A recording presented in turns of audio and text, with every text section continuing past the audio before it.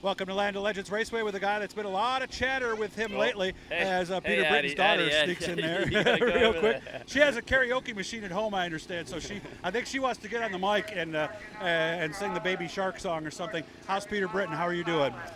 Doing good, enjoying the nice, lovely, warm weather we got here, and hopefully we'll have a good night's racing. What did you do during that time? I mean, I imagine the car's been gone over again. Yeah, I mean, I was a little behind on my car stuff because just spending a lot of time up at Troya, and it's in racing. There's always more things to work on. There's trailer stuff. I got to catch up on my home life. Right. Like it's just I think you talk to anyone who does this a lot, and you're forever behind. So if anything, the time gave me a little bit of a chance to catch up, but we still would have rather been racing. There you go. And of course, remember, this is a new YouTube deal, guys, so like and subscribe. We're going to be putting a lot of stuff up.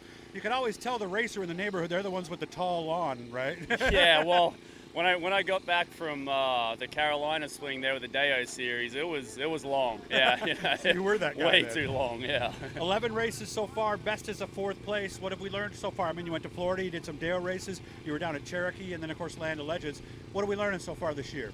We've been, this whole coil deal, I really only switched to it at the end of the year last year, and some of the guys have been running it for a couple of years now, so that's been my focus, just trying to find a feel that I like, and I think we're really starting to narrow in. I was telling you before how I think finally now I'm kind of getting to the point where I've got a baseline set up and something that I really feel like I could take to a lot of places and be really competitive right off the trailer. So, and it's been a lot of work from me and the guys from Troy. I've been running this new TD5, and it's always a little bit of a challenge working out a new car. But I think, like I said, I think we're on a really good path, and hopefully it keeps going. And you've mentioned that baseline word. I've heard that from a lot of people. It seems like an easy enough process to get to a baseline and then adjust track to track, but some people say just getting to that where you say, okay, I have a setup that kind of works everywhere is the biggest thing sometimes. Yeah, it sounds easy, right? Right, yeah. Just got what my they baseline. tell you, right? Yeah. No, it's. I mean, that's what everyone wants, to have a car that they can just unload and be fast right off the trailer, And Adjust the stagger to gears and you're ready, right? Yeah, exactly. Yeah. But that's easier said than done. But and if you're not there, you're always trying to work on and getting better. So we'll but I feel like we're getting competitive with our baseline, and hopefully it can stay that way. Yeah. Heartbreaker for Peter on Saturday night. You ran the leader down, ended up being contact on the front stretch. My column in AARN talks about this. This is one of the more common situations, isn't it? Car on the bottom comes up, car on the outside goes around.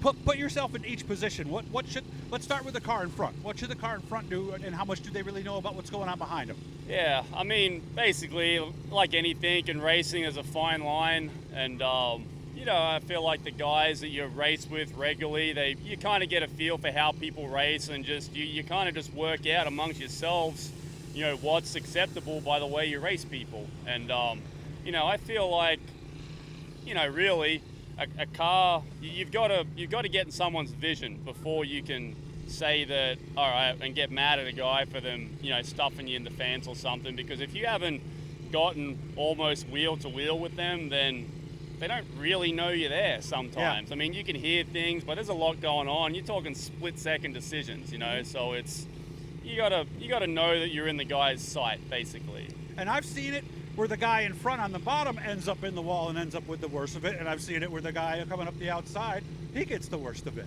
Yeah, I mean, sometimes the guy on the outside will get such a run so quick that the guy on the inside will hit his front tires on the guy's rear tires and spin himself out. I mean, whenever there's contact like that, you never really know who's going to come off worse, So when you're that guy behind and you are getting run after run after run like you did, how do you know when it is time to stick the nose in there for real? I think, like I said, when you've got to the point when you're door to door with him and he knows you're there, I think that's when you should be able to have a lane there at least. Okay. So. How bad was the car?